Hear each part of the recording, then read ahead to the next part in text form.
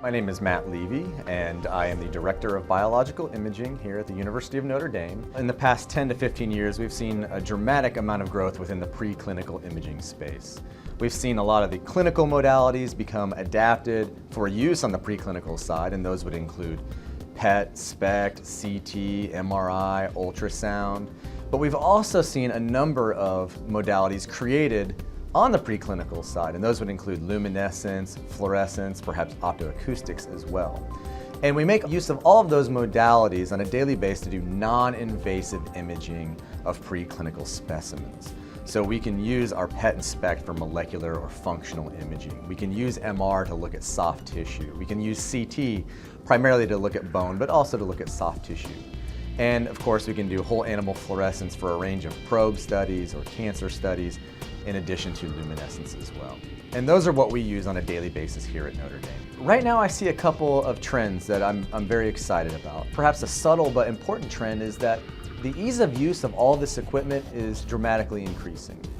For example, on my Albira PET SPECT CT, I have faculty, graduate students, postdocs, undergraduates, and even high school students using this equipment independently to execute their own research projects.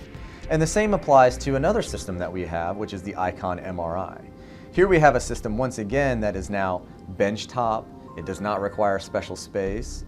And at the end of the day, the software is easy enough for the broader research community to use. That's a critical factor in continuing to grow the preclinical imaging space as it can permeate further into the research community. The second level of that is that as the tools are getting easier to use, I see multimodality being dramatically enhanced.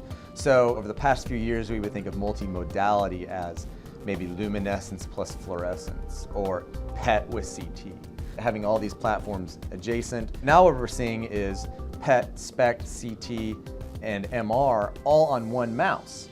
And it's going to continue to go from there and grow from there. And when you figure, a 10-minute PET scan, a 15-minute SPECT scan, a 10-minute MR, a 5-minute CT, you can get access to all of this information about your disease model in under an hour and do it in a non-invasive fashion that will allow you to examine that specimen over time for the length of a study.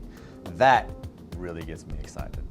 I think the barriers to utilizing all of this high-end imaging equipment have been dramatically reduced and are continuing to be reduced. More researchers will be able to make use of this equipment, and furthermore, we'll be able to cite more of this equipment at universities that are not primarily affiliated with medical institutions.